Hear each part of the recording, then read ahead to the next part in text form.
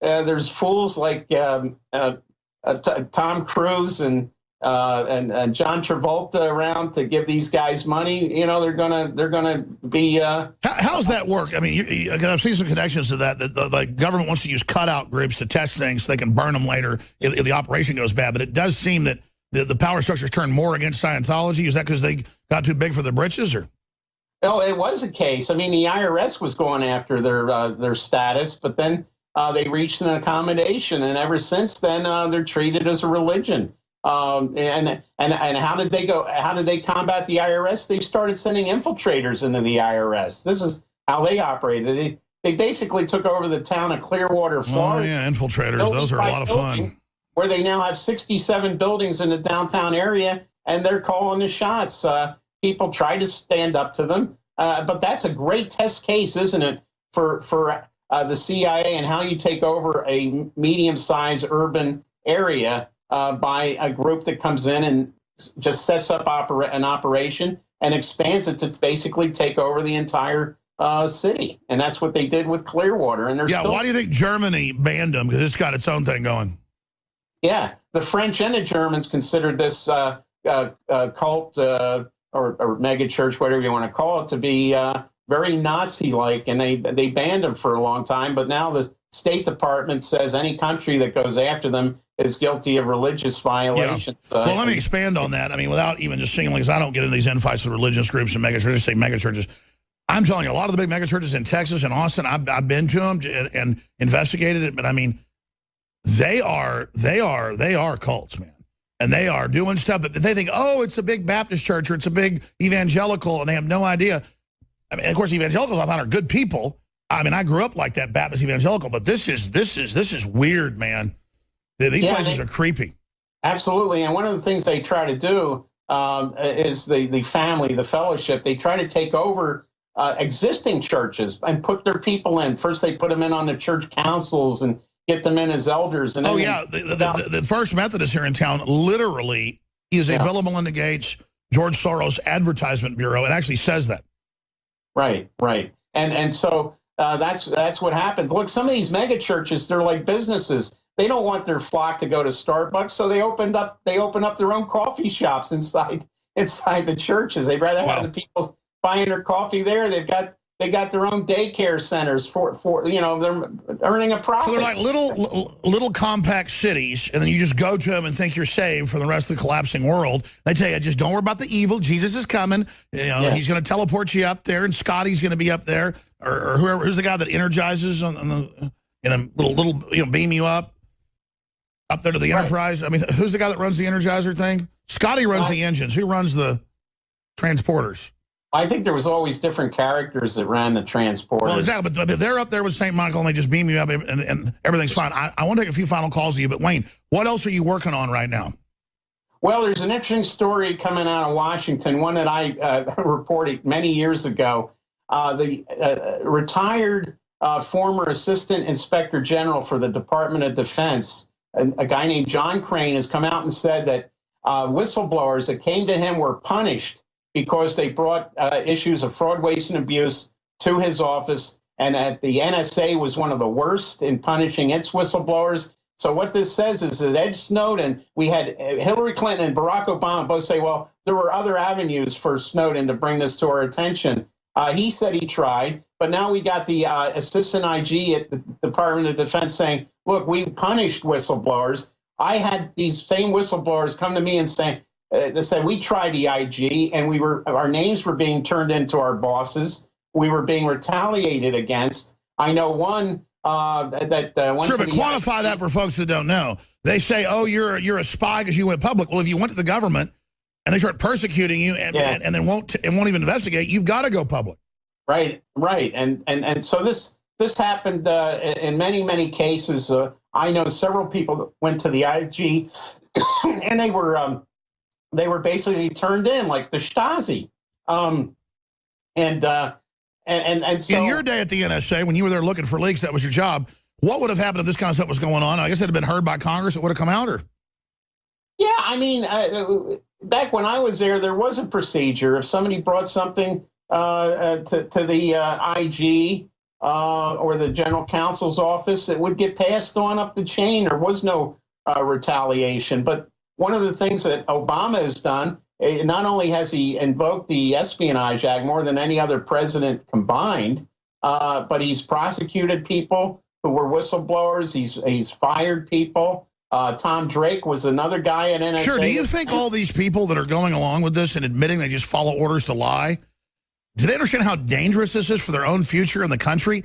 I mean, it's just so weird that we used to have morals, at least to some extent. Now there's like, there's no bottom. There's no ceiling. It's just anything goes. I mean, what's coming next?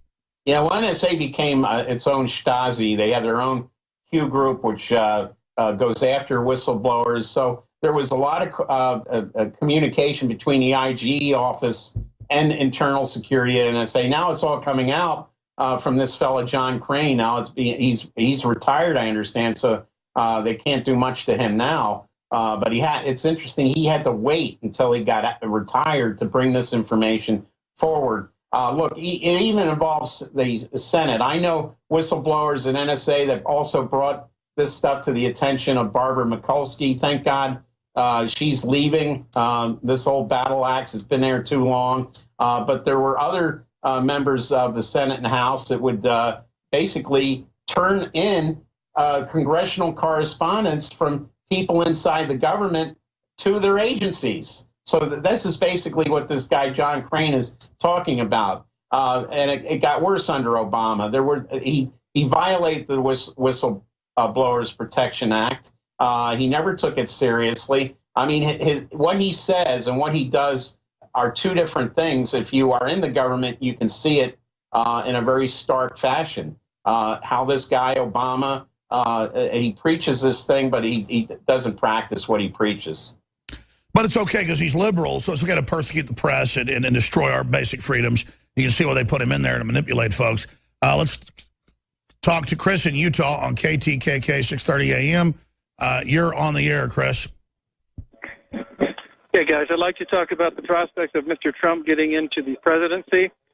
I don't look at him as a Ron Paul or as a threat to the establishment in any way, shape, or form, because the media is giving him 24/7, 365 coverage, which suggests to me that they do not look at him as a threat. Well, how could they not, though? It's kind of hard to ignore the nominee or the guy that's going to be the nominee when he says Bill Clinton, needs to be investigated for rape. I mean, it's the incendiary stuff he says. He was already a superstar, but I get your point. Go ahead.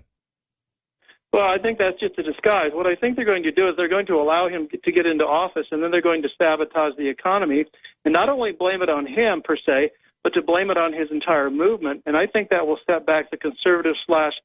Okay, are you saying he's not conscious of that? Because you could be right. This is a giant foil that way. That's really sophisticated, though, and they don't like to gamble and do something like that. They like to control their person totally. I mean, is that what you're saying? Oh, yeah, he could be very well completely oblivious. Well, listen, Wayne's going. I'm going to come back and talk to you on the other side. Don't hang up. I'll take the other calls, too. Stay there, Chris. Briefly, what do you think about what he just said, Wayne? Well, yeah, I think that's always, look, they always say the office makes the man doesn't make the office. We're talking about the presidency, and he could get sworn in, and from day one, he could be like Jesse Ventura, what happened to him when he became governor. He's going to be meeting with people who are going to be giving him orders, and he's not going to be able to do anything else. Now, he can complain internally, but look, when presidents get out of line, this country has a way of taking them out of power. Yeah, absolutely. All right, thank you, Wayne. Great job. Coming up, Leanne McAdoo and Marley Jones are going to be in the other studio live with us. They had a contest idea for Instagram. They did a great job. It's wonderful to see the InfoWars listeners around the world taking action. It's like a $1,000 prize. We want to promote the Instagram more because I never promote that. Other platforms get the truth out. And then I thought they were announcing the winner. I somehow misheard it. And I'm like, and tell us the winner. And I go to them and they're like, no, we're announcing it. You're announcing it later. But I was correct that I'm letting them choose it. I just announce it. So ladies, coming up the next segment, you are going to be announcing the winner, which is pretty much based off the votes on InfoWars. But we also, put some of that into it. But folks are voting. They're at InfoWars right now. So that is coming up. And for TV viewers, we'll show you some of the Instagram stuff. We'll also give you the Instagram account so that you can go there and check out the information for yourself. Because obviously if we get a bigger Instagram account, then it'll get rated big on the Instagram system, and we'll reach more people. When they try to censor us on Facebook and Twitter and everywhere else, we'll have another platform. So it's kind of like hopping from stone to stone across the lava as the lava is rising. And we're just here pointing out that Chinese style communist censorship is here. And that's what Joel Scalzo pointed out. I mean, they're officially censoring, officially admitting it, officially engaging in this. I want to go to your phone calls, but I'd like to take articles that tie into this to illustrate it. But you can follow us at @real_Alex Jones on Instagram. So at @real_Alex Jones and at #InfoWarsGear or #handcuffs for Hillary. That's also going viral. But the Mercury News, the San Jose Mercury News, the same publication that exposed the CIA drug dealing. And then they, of course, the globalists killed Gary Webb, but not the truth. Facebook CEO Mark Zuckerberg replacing 4 next-door Palo Alto homes. I love it when they're scared of somebody, they give it a wimp name. That has nothing to do with what it is. It's that should be Zuckerberg has bought up the neighborhood and is tearing it down and building himself more houses for guests because he doesn't want neighbors to be able to see him, and he's put up a big fence, which is absolutely cool with me in America or anywhere else. But here's the problem, bub. You lied to people and told them they had privacy and you weren't selling their data when you're a giant corporate and CIA snoop arm to try to manipulate and control reality and take over the web. And you call your users dumb effers. You're the one meeting with the communist Chinese. You're the one trying to sell the idea of censorship on Facebook. And if they can do it on Facebook, they can do it anywhere. People always go, well, why do you use Facebook? If they're going to censor you. Because if they get away with it there, they get away with it everywhere. And I agree we should have our own websites and our own platforms and our own systems. And I've got Infowars.com and PrisonPlanet.com and PrisonPlanet.tv, and we syndicate to AM and FM stations and some TV stations and the rest of it, and that's great. I'm one of the only people out there talking about real issues that's actually on some stations. But I need to be multifaceted everywhere I can. I've got servers in Europe. And one of the countries known for not having as much censorship that isn't part of the whole UN takeover. We've got servers in 2 countries in Europe, actually more than that. But this is what we go through to not be messed with. And we've been messed with so much. I'm not complaining. I'm just saying they're fighting to keep this from getting out to people. Because folks tune into this, it's game over. The most arrogant pseudo-intellectual liberal actually listens for a week. They'll go, wow, I want to be a real liberal, not a fake liberal. I want to really be part of the Renaissance. Alex Jones is right. Because, I'm like selling snow cones in hell here. Don't people that have sold out to the establishment get, when you get down to the total sellout point, you get almost nothing for selling out. Now, I didn't sociopathically 25 years ago to try to get in the media because I thought, oh, there won't be anybody, in the market of liberty out there. No, they were trying to suppress it then even harder. But I learned real fast that telling the truth was where it was at. I wanted to tell the truth. I wanted to defend the Second Amendment. And I looked at all these sellouts and all these sociopaths that would sell their grandmother out for a stick of bubble gum. And they think it's so cool to be with the establishment. Oh, my gosh, I do. They just look at you like idiots when you do that.